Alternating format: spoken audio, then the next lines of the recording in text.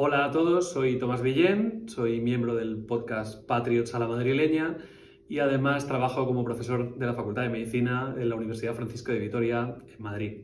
Vamos a hablar de conmociones tan tristemente de moda, vamos a hablar del caso más famoso que tenemos hoy ahora mismo en la Liga y vamos a intentar solucionar algunos temas prácticos sobre cómo funciona el protocolo, qué es una conmoción, qué diferencias hay entre la conmoción y el desarrollo de enfermedades a largo plazo y el caso específico de Tua Tagovailoa. Bueno, la primera pregunta es muy obvia. ¿Qué es una conmoción? Para ello me he traído esta maqueta en la que podemos ver que el cráneo, que es una estructura ósea, dura, tiene dentro el cerebro, el sistema nervioso central. Este cerebro está metido en una bolsa y está llena de líquido. Luego el cerebro flota libremente en este líquido. Aquí obviamente no tenemos el líquido ni las envueltas del cerebro, pero nos vale para hacernos la idea.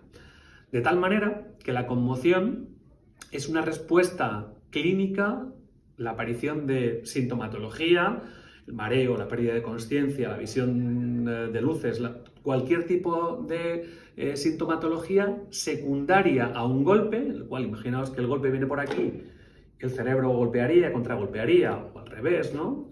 Golpearía y contragolpearía, dado que el cerebro está literalmente flotando en este líquido, pero sin la aparición de una lesión estructural. Quiero decir que para que se produzca la conmoción no podría haber ni un sangrado, ningún hematoma, ni ninguna lesión del cerebro, sino que es solo una respuesta, en principio, funcional. La siguiente pregunta es obvia: ¿por qué son importantes entonces las conmociones si no hay ninguna lesión que lo justifique? Pues en primer lugar, porque hay veces que no podemos diferenciar si hay o no una lesión estructural. Es verdad que si hay una lesión, un hematoma, un sangrado, una lesión en el cerebro, pues la clínica podría ser parecida y no podemos decir que se trate de una conmoción hasta que no estemos seguros de que no hay un problema mayor. Entonces, en algún momento, la clínica de una conmoción y de un sangrado, por ejemplo, podrían ser indistinguibles. Segundo, porque a pesar de no tener una lesión estructural, quiere decir que el cerebro apareciera íntegro a priori, sino que es una respuesta más funcional, podríamos decir casi eléctrica por la energía de golpe y contragolpe. Hay veces que las lesiones o la clínica que da una conmoción pueden ser bastante duraderas, sobre todo si son muy floridas. Quiero decir, asumimos que una conmoción se debería pasar, dado que no hay ninguna alteración estructural, pero hay casos en los que la clínica puede mantenerse días, meses e incluso reportados secuelas permanentes. Bueno, tercero, ¿cuál es la relación entre las conmociones y el desarrollo de lesiones a largo plazo? Bueno, en primer lugar, tenemos que decir que por poder, una conmoción podría causar lesiones o causar clínica a muy largo plazo. Estamos hablando de semanas, a veces meses, y esto pues a veces no se puede prever. Cuando estamos ante una conmoción que va a desarrollar mucha clínica durante mucho tiempo, o cuando va a ser una conmoción que va a desarrollar poca clínica en poco tiempo. Pero a priori lo que nos pica es la relación con la CT, la encefalopatía traumática crónica.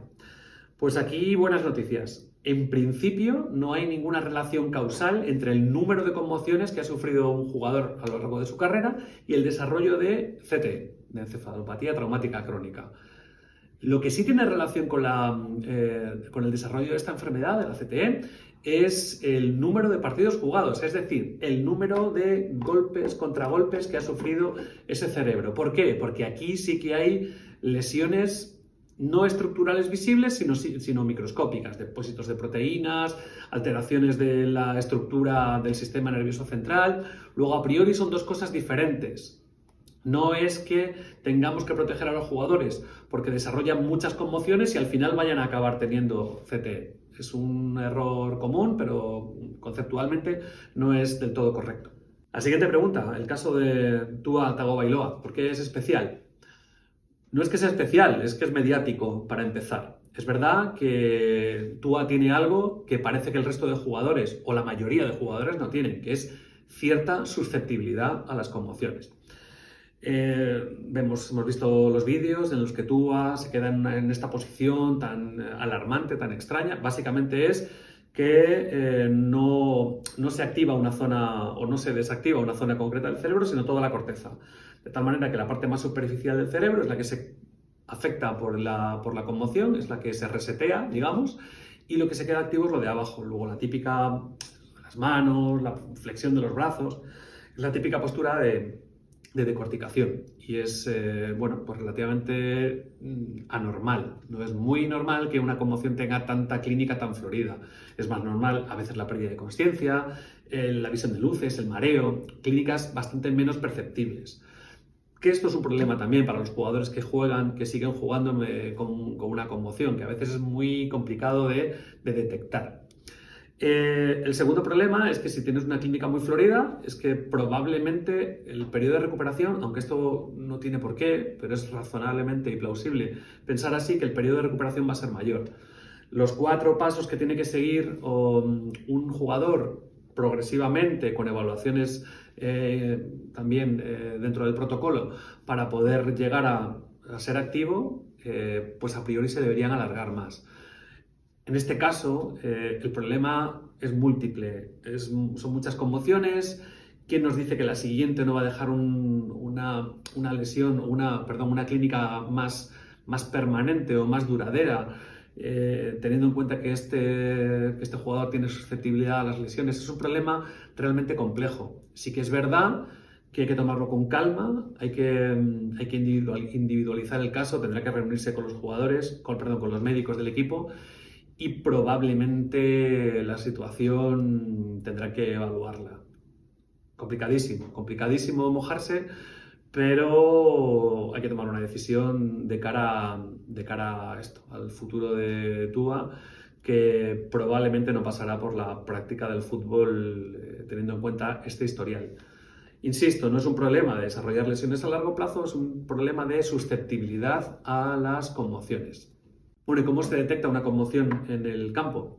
Pues es curioso, porque hay veces que nos llama mucho la atención a los que nos dedicamos a esto, de cómo se tarda tanto, cómo se ha tardado tanto, dado el despliegue técnico que hay dentro de la NFL para detectar este tipo de cosas. Están los propios equipos médicos de los equipos. Hay médicos independientes evaluadores al pie de campo, pero es que además hay un equipo de videovigilancia dirigido por médicos que también actúa de forma independiente, a priori revisando cada caso susceptible de tener una conmoción. Imaginaos un casco contra casco, un golpe que parece fuerte, hay un equipo de videovigilancia que lo revisa.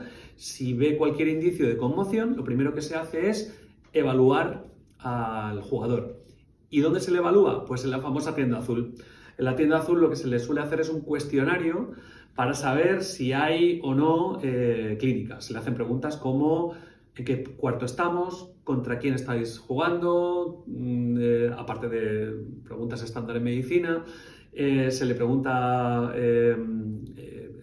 si está jugando en casa o fuera. Varias preguntas que evalúan la orientación del paciente, porque una de las primeras cosas que le pasa a un conmocionado es que pierde un poco la noción de dónde está, ¿no? Los famosos pajaritos, ¿dónde estoy? ¿Qué me está pasando? Pues a veces es una de las clínicas más frecuentes que hay, el mareo, la desorientación, y es uno de los signos de conmoción. Esto se puede saltar, en el sentido de que si la videovigilancia, el equipo de evaluadores, ve que a pie de campo, recordamos muchos casos, el jugador tiene claros datos de conmoción, el jugador se le lleva directamente al vestuario, se obvia el paso por la tienda azul y se le aplica el protocolo directamente. Otra de las preguntas es ¿qué se puede hacer para evitar las conmociones? Desde luego el casco es nuestro aliado para evitar las conmociones. Si además de esta envuelta sólida ponemos algo que amortigüe el golpe, está claro que a priori sin casco tendría más conmociones que con casco. Ahora bien, ningún tipo de casco de los modernos, que ha habido muchísimos tipos, solo hace falta darse una vuelta por la historia de la NFL para ver diferentes tipos, modelos y formas de casco. Ningún tipo de casco ha sido capaz de reducir estadísticamente el número de conmociones. Luego, a priori, llevar casco sería suficiente. ¿Qué pasa con este nuevo casco? Pues ahora mismo no tenemos datos. Parece razonable que si yo interpongo además una capa extra, pues podría proteger, pero por ahora no hay datos para decir que este casco sea más seguro en términos de reducir conmociones que cualquiera de los antiguos. Volviendo al caso de Tua, tenemos por un lado su aparente problema de susceptibilidad a las conmociones, que esto es un problema importante, ¿no? Hemos dicho sobre todo la posibilidad de que una de las clínicas que desarrolla pues sea durante un largo periodo de tiempo, aunque en principio ya hemos dicho que las conmociones deberían desaparecer en un lapso un poco más corto. Pero bueno, volvemos al tema de la susceptibilidad. Ante un golpe en el que la mayoría parece que tendría menos clínica, no voy a decir ninguna, porque es verdad que tú has recibido varios golpes importantes, pero es verdad que muchos jugadores tienen golpes como ese y no tienen ningún tipo de clínica, no entran ni en el protocolo de conmoción ni desarrollan nada de clínica al respecto. Luego, por un lado, la susceptibilidad. Por el otro, el número de conmociones.